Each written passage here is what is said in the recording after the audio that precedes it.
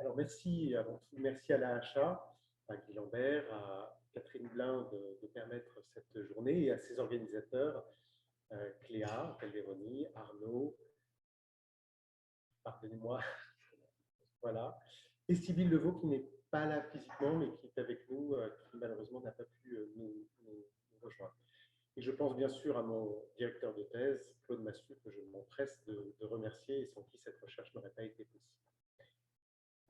Alors effectivement, lors d'un stage au Centre Pompidou, dans le cadre de ma licence en histoire de l'art, j'ai découvert ce fonds Jean Prouvé qui est incroyable, qui était en cours de classement, la partie du fonds documentaire.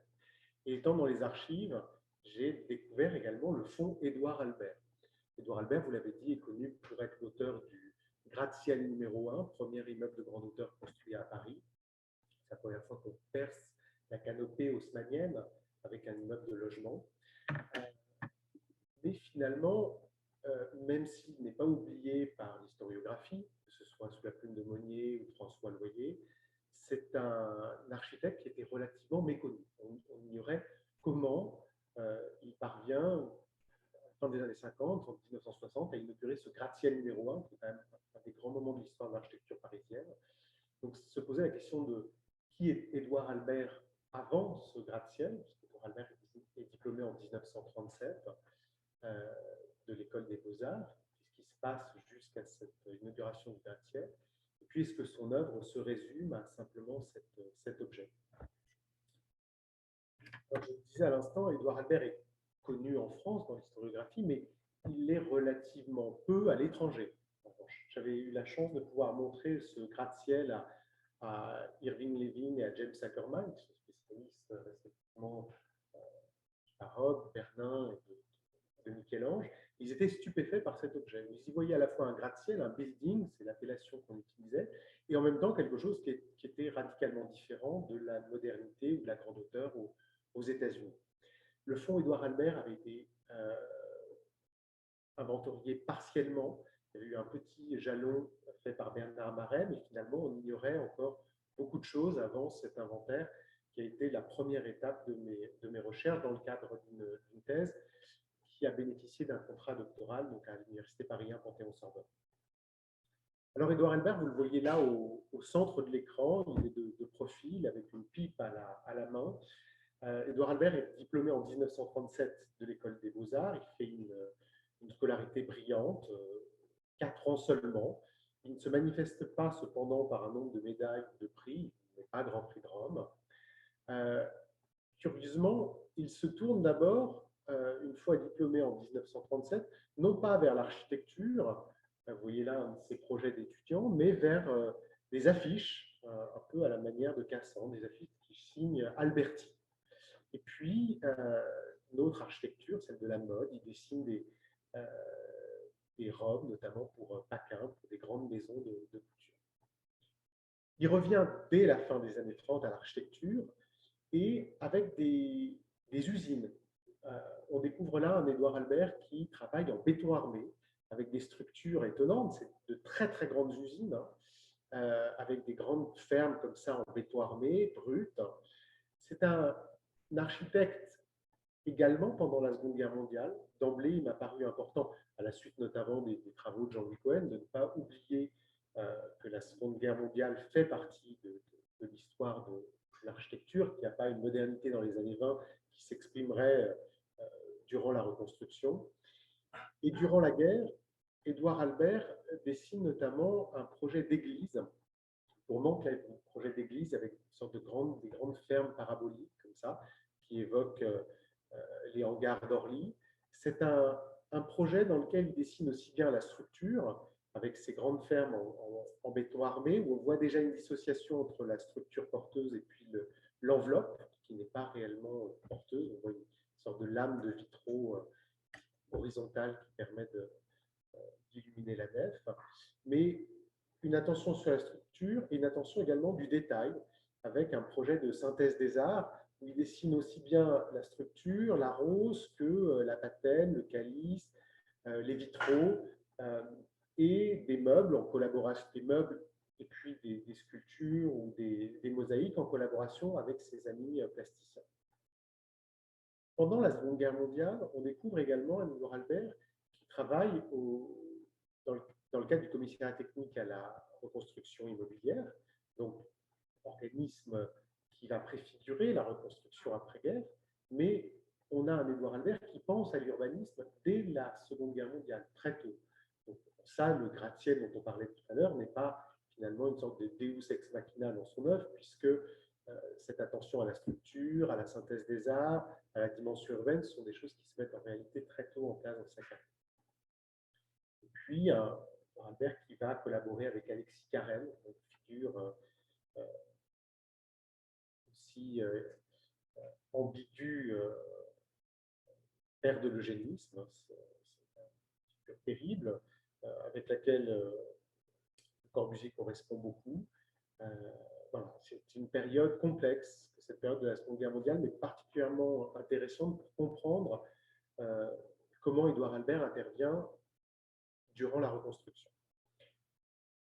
Avant de se tourner vers le métal, puisqu'on associe l'œuvre d'Édouard Albert aux structures légères, à la préfabrication légère métallique, en réalité, on découvre un Édouard Albert qui travaille sur le béton préfabriqué, le béton précontraint.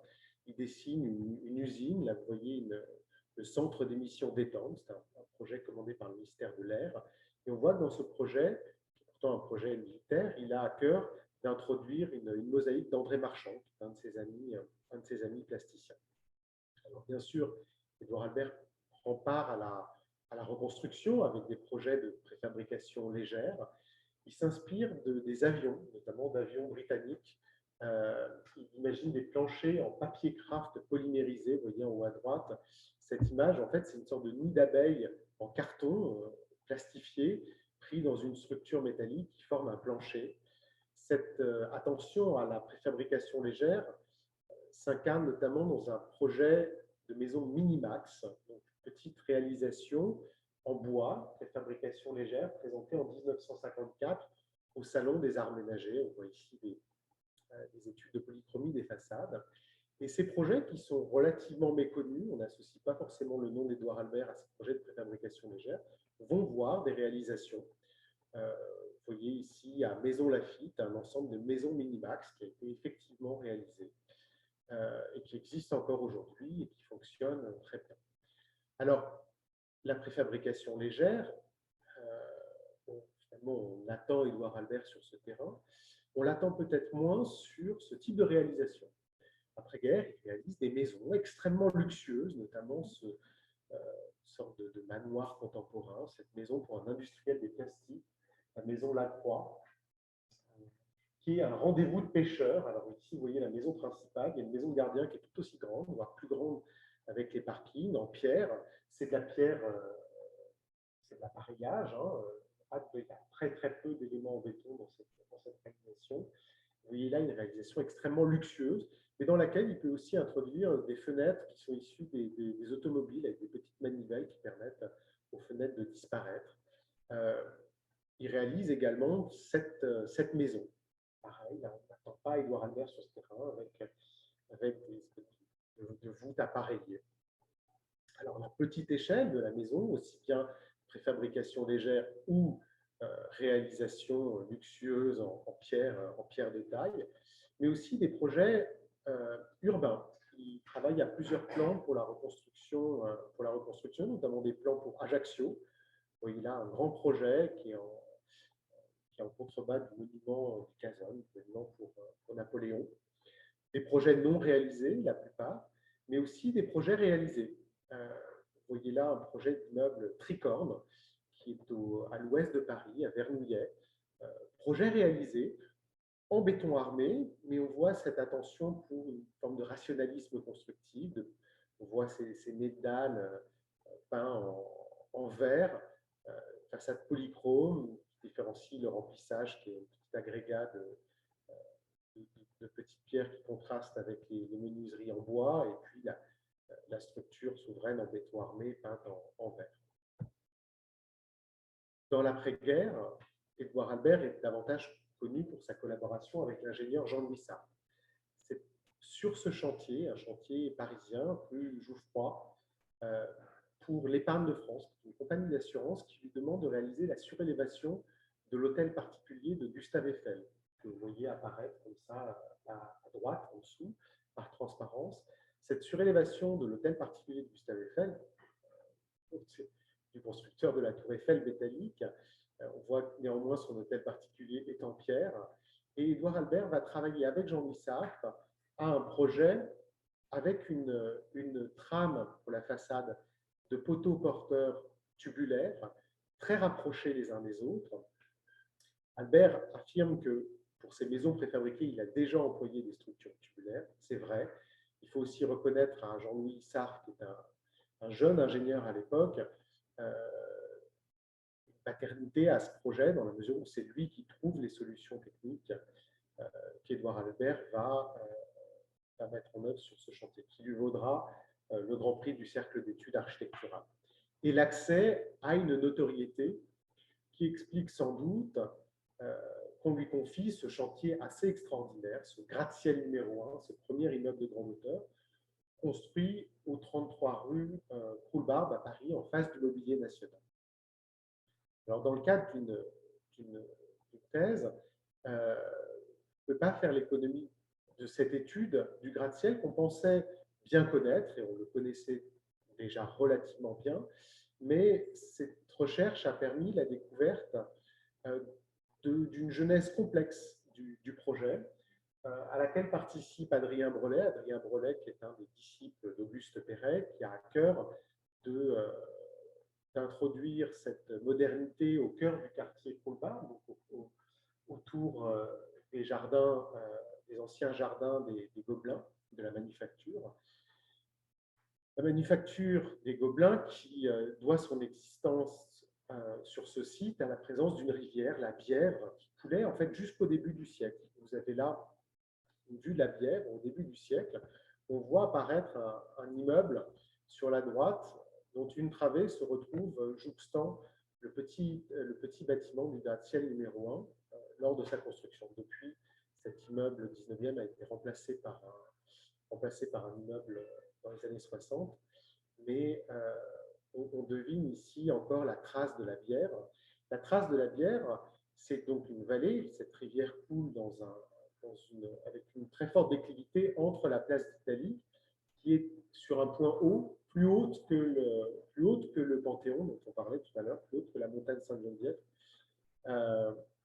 Ce projet de gratte-ciel, qui nous paraît aujourd'hui extrêmement moderne, surprenant, en réalité, sa genèse est relativement longue. Elle démarre dans les années 50 et ce jaillissement du gratte-ciel, sans solution de transition depuis le sol, avec le jaillissement des tubes comme ça, ne s'est pas fait en un jour.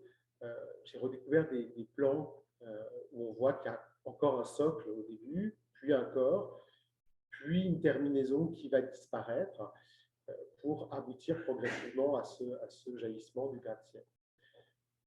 Cette étude a aussi permis de retracer l'histoire de la dalle, cette fameuse dalle fantôme qui prolonge l'avenue de la Sœur Rosalie, qui part du rond-point de la place d'Italie et qui aboutit à cette terrasse du 6e étage, puisqu'avec la déclivité de la Bièvre, il y a cette terrasse haute qui est une sorte de belvédère sur le quartier Coulbarbe. La réception du gratte-ciel est éminemment riche depuis, avant même la construction du bâtiment. On est après s'émeut de ce gratte-ciel à Paris. Jusqu'à aujourd'hui, le gratte-ciel est présenté notamment à la Cité de l'Architecture, repris dans les cours du CNAM de Jean Prouvé et présenté dans des expositions. Là, vous avez une vue d'une exposition en 2009 où on voit une grande perspective du gratte-ciel numéro 1, ou plus récemment, dans le monde de l'or en bas, ces années 50-60 très décriées qui peuvent revenir à la mode, entre guillemets, chez certains. Et cette attention sur le gratte-ciel peut faire oublier qu'en fait, il ne s'agit jamais que d'une occurrence d'un système. Dans l'esprit d'Édouard Albert, ça n'est pas un objet unique, le gratte-ciel, c'est un élément d'un système constructif pour lequel il dépose un brevet conjointement avec Jean-Louis Sartre, système constructif scalaire en échelle, avec des éléments préfabriqués qui sont amenés sur chantier, des éléments métalliques préfabriqués qu'on assemble, qu'on combine à une architecture de béton armé, puisque les tubes sont remplis de béton avec des armatures et les dalles sont également coulées. Donc on a vraiment une architecture en réalité mixte, béton, armé et métal. Une de ces occurrences connues, c'est celle de l'immeuble construit pour Air France à Orly, aujourd'hui malheureusement détruit, où on retrouve ce remplissage aléatoire de la trame qui vient souligner que seuls sont porteurs les tubes, les échelles métalliques préfabriquées et non pas le remplissage. Il n'y a pas de trumeau dans l'architecture albertienne et il le signe avec cette sorte de partition de rythme musical qui était à la fois quelque chose en façade qui souligne le rationalisme constructif, les éléments porteurs, mais qui permet en plan de qualifier et de différencier les espaces. Puisque dans le gratte-ciel, avec ce défi des étages courants, finalement, le remplissage aléatoire va permettre de différencier les plans, puisque si vous habitez un studio juste en dessous d'une autre personne, d'un de vos amis qui habite un studio, vraisemblablement, la disposition des meubles, la liberté du plan libre, puisqu'il n'y a pas de mur porteur, va permettre des aménagements totalement différents. Alors, d'autres réalisations de cette architecture préfabriquée scalaire, de cette série tubulaire d'Édouard Albert, réalisation avenue Parmentier, relativement oubliée, mais effectivement réalisée. Vous en voyez là quelques images lors de la construction et puis du hall aujourd'hui. Du logement, mais aussi des écoles préfabriquées. Une école à Rueil-Malmaison, une autre à Boulogne-Billancourt, une école de neige à Valbert, enfin, plusieurs projets effectivement réalisés. Des projets non réalisés, vous voyez là un petit immeuble pour l'avenue de Lamballe, dans le 16e arrondissement, donc, qui s'insère dans une parcelle améliforme parisienne, mais également des projets de tours. Vous voyez là un projet Buffalo, donc un petit immeuble. Ces deux projets non réalisés, mais qui illustrent cette volonté d'Albert d'appliquer la série tubulaire comme solution pour la reconstruction tardive. Architecture métallique, mais aussi des projets qu'Albert va passer sous silence, mais qui sont des projets extrêmement importants. Vous avez là un projet pour l'avenue Hoche, la surélévation d'un bâtiment avec une structure métallique, mais une façade en pierre. Mais ça occupe en fait beaucoup l'agence. Et en proportion bâtie, ce sont des projets extrêmement importants qui finalement représentent plus de mètres carrés bâtis que les projets d'architecture métallique où il n'y a que quelques occurrences. Toujours à Paris, un projet d'Édouard Albert, mais avec de la pierre préfabriquée qu'on associe davantage à Pouillon qu'au projet d'Édouard Albert. Donc un architecte bien plus complexe qu'il n'a l'air, un architecte qui est le héros de la préfabrication métallique et qui néanmoins habite quai Voltaire à Paris et puis dans un manoir Louis XIII. Il a installé son atelier. Vous voyez là, on retrouve en haut ce remplissage aléatoire de l'immeuble de la rue Jouffroy pour l'épargne de France, cet immeuble en collaboration avec Albert, et en même temps, il travaille sous une charpente avec entrée, poinçon, arbalète, rien de plus classique. Et puis vous apercevez une petite trame ici tridimensionnelle, pour Albert en train de fumer sa pipe, juste au-dessus de lui, cette petite trame tridimensionnelle qui est celle-ci, projet conçu pour un projet en collaboration avec Jean Villard, l'amphithéâtre Jean Villard, où là aussi il a à cœur projet de synthèse des arts. Vous avez ce plafond dessiné par Léon Gisca, maquette qui est en collection au Musée national d'art moderne. Ce grand projet d'amphithéâtre Jean Villard, c'est un moment où le quartier de la Défense apparaît comme ce quartier moderne, avec au début des réalisations emblématiques, l'immeuble de Zerfus, le CNIT, avec cette voûte incroyable d'Esquillan, le projet d'Édouard Albert, qui au début est sur le côté, en face du CNIT, et puis après va prendre place sur la dalle, à un moment où ce quartier d'affaires est un quartier qui comporte des logements, certes des bureaux, mais également des logements et des infrastructures culturelles. Projet non réalisé, qui va soutenu par Malraux, mais en même temps Malraux qui va défendre la décentralisation avec les maisons de la culture, cet immense amphithéâtre qui est censé accueillir 5000 places, où deux salles se réunissent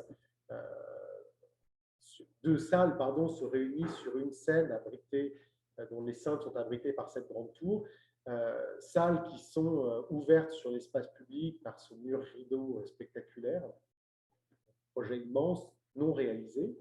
Néanmoins, les trames tridimensionnelles connaissent des réalisations effectives à travers l'architecture religieuse. Donc, Albert revient à ce programme qui est son projet de diplôme, qui va l'animer pendant la Seconde Guerre mondiale, on l'a vu aussi, et qui, dans les années 50-60, va conduire, dans le cadre du renouveau de l'art sacré, et notamment avec les pères Kaplan et Coccagnac, à la réalisation de quelques édifices à trame tridimensionnelle, là aussi largement oubliés.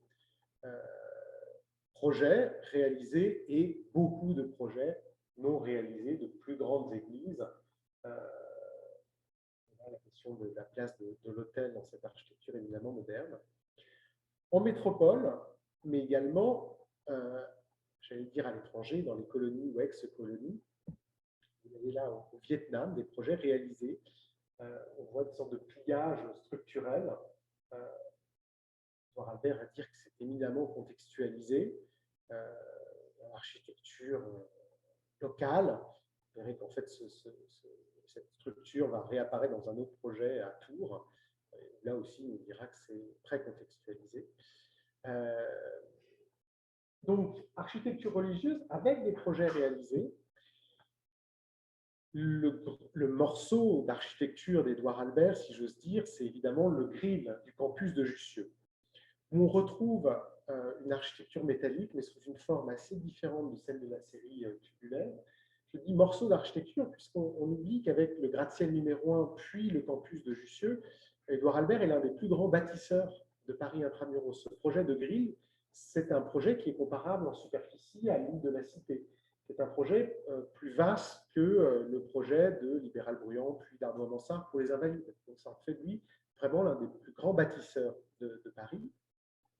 Avec cette trame, vous savez que c'est Malraux qui l'impose au début des années 60, qui impose le projet d'Édouard Albert à Cassan-Foulon, CA-Salle, contre le projet de Cassan-Foulon et CA-Salle, qui prévoyait des pavillons, des bâtiments relativement isolés avec une composition classique. Et là, on est davantage dans une trame qui évoque archigramme que dans une composition beaux-arts. Architecture métallique partiellement, puisqu'il y a également des silos en béton armé. Très grande échelle infrastructurelle, mais dans laquelle s'insère un ambitieux programme de synthèse des arts, raison pour laquelle Édouard Albert est imposé par André Malraux. Vraiment, compte rendu, on voit que Malraux, qui n'est pas ministre de l'Éducation nationale, mais au titre des 1% et ministre d'État, va arriver à influencer la commande et parvient à ce qu'Édouard Albert, qui n'est pas Grand Prix de Rome, intervienne sur ce projet extrêmement ambitieux.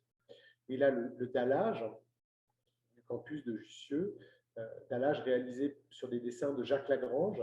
Jacques Lagrange qui avait réalisé la grande fresque du 6e étage de la rue Paul-Barbes du gratte-ciel numéro 1. Jacques Lagrange, mais aussi d'autres plasticiens de l'époque. Il y a un paralume de Vasarely, Léon Giscard qu'on retrouve sur les pignons. Donc c'est le sol, les cours, les pignons, et même les toitures, avec ce projet de Jean-Claude Bédard, avec cette idée que la tour et demain les hélicoptères, les hommes volants vont permettre des incidences, de nouveaux regards sur la ville, et que l'œuvre d'art doit collaborer au monument moderne. Donc des plasticiens très modernes comme Vasarely, mais également des plasticiens plus confirmés, si j'ose dire. Édouard Albert va travailler à un projet d'inscription sur la tour de Jussieu avec des dessins de Georges Braque, des grandes mosaïques qui sont en sous-face, des nez de dalle, avec l'inscription. Je parle des oiseaux ici qui sont au Louvre de Braque, et vous voyez ces mêmes oiseaux qui vont se retrouver sur la tour d'Édouard Albert qui signe son envol. Une tour qui, comme vous le savez, ne sera pas réalisée par Édouard Albert, qui décède en janvier 68 et qui va laisser un chantier largement inachevé. Toujours dans le domaine de l'architecture universitaire, autre projet réalisé, qui est le dernier chef-d'œuvre d'Édouard Albert, qui est réalisé suivant les plans d'Édouard Albert, mais grâce à son chef d'agence, François Marotti, à la bibliothèque universitaire de Nanterre. Donc vous voyez là la tour et une des salles de lecture. Édifice moderne, un rationalisme constructif dont on voit bien le programme avec la tour bibliothèque qui abrite les ouvrages et puis ces grandes salles de lecture, la mise en scène des circulations, mais projet éminemment complexe avec des jeux de surface concaves, convexes, un désaxement de la tour, des effets de texture. Enfin, tout ça est aussi ambigu et complexe que peuvent l'être des projets postmodernes. Et toujours la question de la synthèse des arts avec des projets étonnants. Vous voyez cette collaboration avec Jean-Claude Bédard, le même Jean-Claude Bédard qui dessinait les toitures de Jussieu, qui ici intervient dans le hall avec ces tubes métalliques qui sont les tubes du chauffage du hall. Sachant que c'est absolument intentionnel, puisqu'aussi bien dans le cadre du campus de Jussieu, on est dans le cadre du 1% artistique, mais pour la bibliothèque universitaire de Nanterre, il n'y avait pas de 1%. Donc c'est vraiment une intention, et Édouard Albert parvient à protéger, sanctuariser des budgets pour des projets artistiques. Projet non réalisé, qui est celui en bordure, donc toujours de l'architecture universitaire, en bordure de Loire, avec la faculté des lettres et sciences humaines de Tours, où vous retrouvez les mêmes toitures que celles des églises d'An Loc au Vietnam. Alors là, il va expliquer que ces toitures sont éminemment contextualisées, puisque à Tours, vous avez ce chaos de couverture et qu'on retrouve ici, mais dans une version éminemment moderne et préfabriquée. L'œuvre d'Édouard Albert, de même que ce campus de Tours n'est pas réalisé, et de même une œuvre jalonnée de projets non réalisés, notamment de Tours. Vous voyez ce projet très ambitieux au sud du 13e arrondissement à Paris.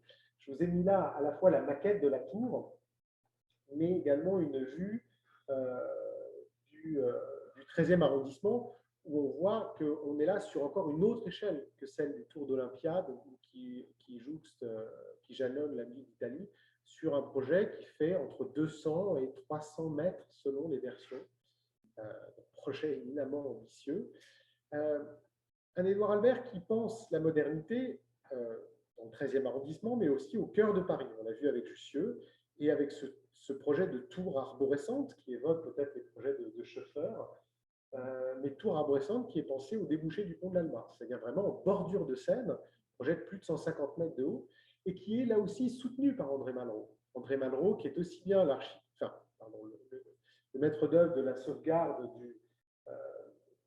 du Marais, des immeubles, des hôtels particuliers dans le Marais, mais aussi le fer de lance de la modernité au cœur même de Paris. On l'a vu avec Jussieu, mais aussi avec ses projets d'Édouard Albert sur les rives de la Seine et au débouché du pont de l'Alma, donc très proche des Invalides, de l'école militaire et de la Tour Eiffel. Beaucoup de projets non réalisés, mais aussi des projets ignorés, méconnus, réalisés. Vous voyez cette résidence Plein-Ciel à côté de Melun, avec une spectaculaire rue verticale vitrée, effectivement réalisée, très étonnante, qui permet de voir que l'œuvre d'Albert est beaucoup plus riche que simplement le gratte-ciel, qui en plus, gratte-ciel doit être lu dans une série tubulaire. D'autres tours non réalisées, non pas sur terre, mais sur mer, sur les océans. Cette tour publiée en couverture de l'architecture d'aujourd'hui en 1967, pensée en collaboration avec le commandant Cousteau, c'est une tour qui ressemble un peu à cette tour arborescente, mais là avec des éléments dodécaédriques, avec des dodécaèdres suspendus dans l'espace et suspendus au-dessus de l'eau sur cet atoll de plan pentagonal pensé au large de Monaco. Atoll préfabriqué, mais il est étonnant de voir Édouard Albert pleinement investi dans les années 50 dans la préfabrication légère, au Salon des Arts Ménagers, c'est-à-dire l'architecture pour cette maison Minimax, une architecture pour le plus grand nombre, mais qui développe également une pensée tellement complexe et des projets tellement complexes qu'ils ne peuvent avoir d'existence que financés par la Société des Bains de Mer, et même à Monaco ne trouveront pas de financement pour leur réalisation. Et parce que ces projets ne sont pas des projets utopiques. Édouard Albert pense réellement, la correspondance l'atteste, il travaille avec des constructeurs de plateformes pétrolières, notamment les constructeurs de plateformes pétrolières Pentagone. Et on voit quand il va chercher des financements, quand il travaille avec les constructeurs de plateformes pétrolières, il pense réellement que c'est l'architecture de demain.